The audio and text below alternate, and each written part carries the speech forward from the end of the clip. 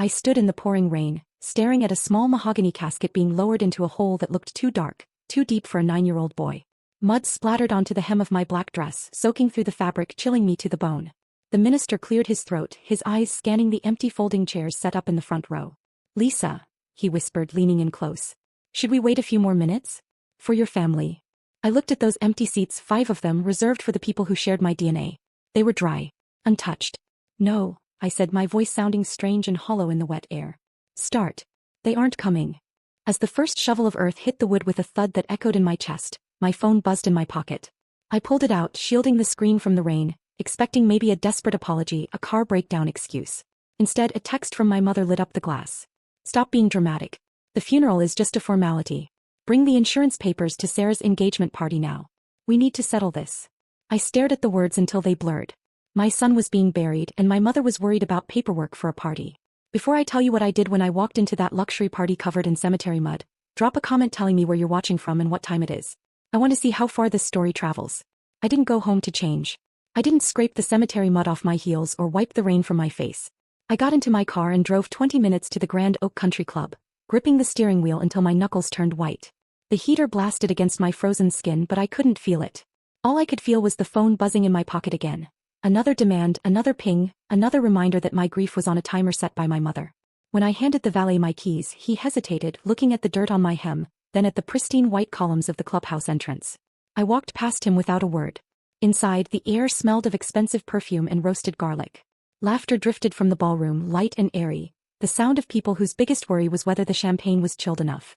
I caught my reflection in a gilt-framed mirror in the hallway, a dark, jagged tear in a canvas of cream and pastel. My mother intercepted me before I could reach the main hall. She grabbed my arm, her fingers digging into my bicep, her face perfectly made up, not a single tear track in sight. "You look like a disaster," she hissed, pulling me toward a private bridal suite. "We have guests, Lisa. Important guests. Could you not have at least cleaned up?" She shoved me into the room where Sarah was touching up her lipstick in front of a vanity. My sister turned, her eyes scanning me up and down with a look of pure boredom. "Finally," Sarah said, popping her lips. "Did you bring the check? David is waiting to announce the venue expansion, and we need the deposit cleared." I stood there, water dripping from my coat onto the plush carpet. "I just buried my son," I said, my voice quiet, dangerous. "And you want his insurance money for a party extension?" Sarah rolled her eyes, a gesture so familiar it made my stomach turn. She reached into her designer clutch and pulled out a piece of stationery, heavy, cream-colored, expensive. She slid it across the vanity table toward me. "It's not just for the party, Lisa. It's compensation. We did the math." I looked down at the paper. It wasn't a condolence note. It was an invoice. Handwritten in her elegant looping script were line items that made my breath hitch. Emotional distress caused by Noah's diagnosis, $50,000. Cancellation fees for Cabo trip due to surgery scare, $20,000. General loss of social standing due to family depression, $10,000. The total at the bottom was circled in red ink. She was charging me for the inconvenience of my son's cancer. "He was a vibe killer for 2 years, Sarah said, examining her nails. "Do you know how hard it is to be happy when you're constantly dragging around a sick kid? We put our lives on hold. We suffered too. That money is basically back pay." For a second the room spun. I flashed back to a night 6 months ago. Noah curling into a ball on his bed, his small body ravaged by chemo, whispering that he was sorry for being sick, sorry for making everyone sad. I remembered holding him until my arms went numb, promising him he wasn't a burden. And while I was holding him, Sarah had been calculating the cost of her missed vacation. The grief that had been drowning me for days suddenly evaporated, replaced by something hot and solid. Rage. It wasn't the screaming kind. It was cold. It was absolute. I looked at my sister, really looked at her, and realized I wasn't looking at family. I was looking at a parasite in silk. I didn't tear up the invoice. I folded it carefully and put it in my pocket. "You think you're owed this," I said, my voice steady. Sarah smiled, a shark showing its teeth. "I know I am." I folded the invoice along its crease, the paper crisp and sharp against my thumb. I didn't scream. I didn't flip the table. I simply slipped the evidence into my pocket, right next to the phone that was silently recording every word. "No," I said. It was a small word, but it sucked the air out of the room. Sarah's jaw dropped, her perfect composure cracking. "Excuse me." "No," I repeated, turning toward the door. "You aren't getting a dime. Not for the wedding. Not for your emotional distress. Not for the deposit on the new wing." I reached for the door handle, but it didn't turn. A hand had slammed against the wood, holding it shut. I looked up to see my father, Robert, blocking my exit. He wasn't looking at me with the warmth of a parent greeting a grieving child. He was looking at me like a bank vault that refused to open. My mother, Linda, stood behind him, dabbing at dry eyes with a monogrammed handkerchief. "You are being incredibly selfish, Lisa," my father said, his voice low and rumbling. "Your sister has a future. He has a life to build.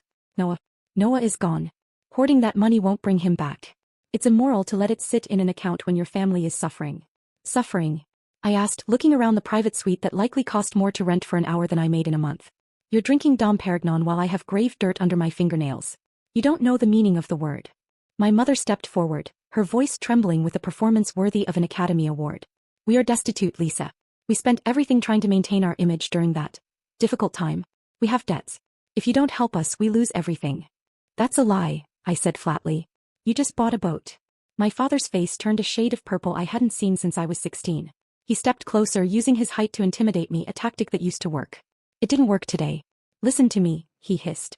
"You think you have a choice? You don't. We've already spoken to a lawyer. Ever hear of filial responsibility laws?" I stared at him.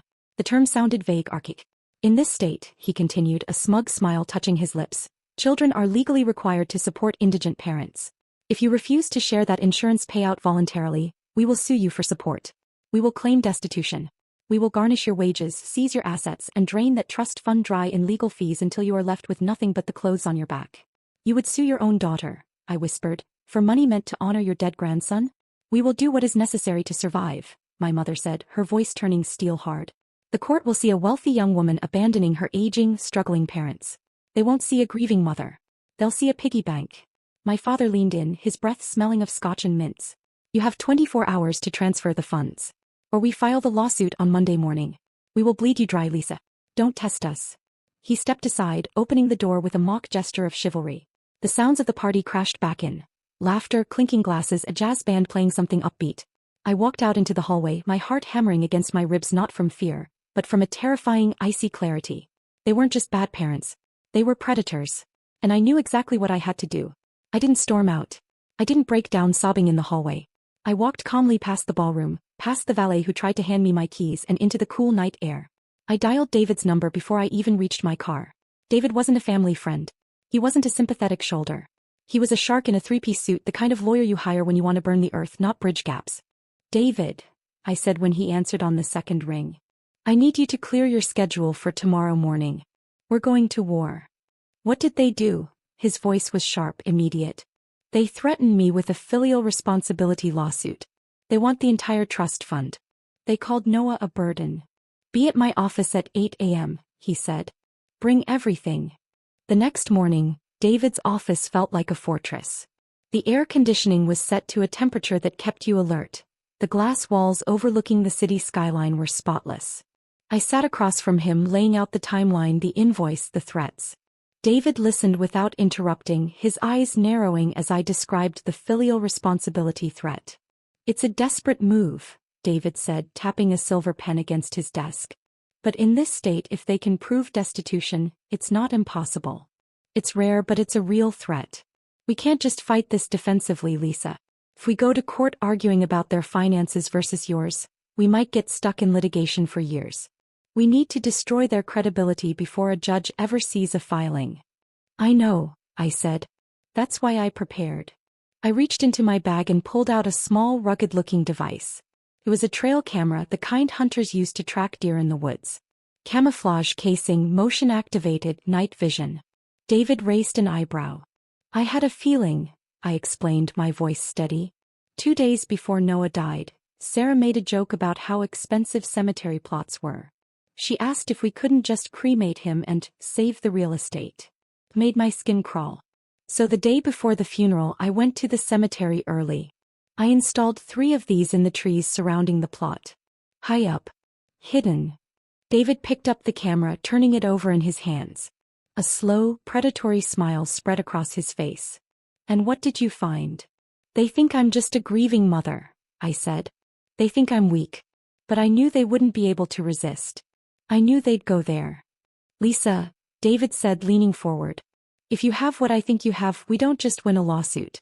We end them." "I have footage," I said. "But we need more. We need them to confess. We need them to say the quiet part out loud in public where they can't spin it." David nodded, opening his laptop. "Then let's set the stage.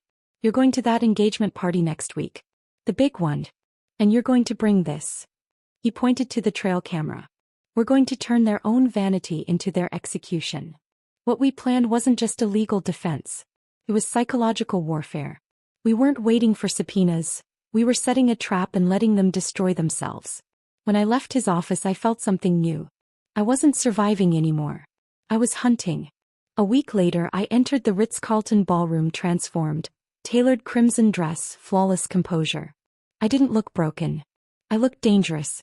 Sarah saw me and relaxed. She thought I'd come to pay. My parents intercepted me, whispering about family. When Sarah demanded the money, I smiled. Better, I said. I have a toast. I took the podium, unplugged the slideshow, and played the footage. The ballroom froze as Sarah's voice filled the room. Rage, greed, cruelty laid bare. My mother's threats followed. Then I delivered the kill shot. They weren't wealthy developers. They were broke, drowning in debt, trying to steal a dead child's trust fund to pay for the wedding. I walked off the stage as the engagement collapsed behind me. The fallout was instant. William ended it. Creditors swarmed. Then came their last move, a lawsuit demanding support. Cornered animals. So I set the final trap. I met them quietly and told them I'd buried the money, converted it into untraceable diamonds, and placed them in my son's casket. I let them believe I was unstable. I watched greed overpower reason. That night they went to the grave with shovels. The police were waiting. Caught mid-dig, Sarah screamed that the dead didn't need money. She did.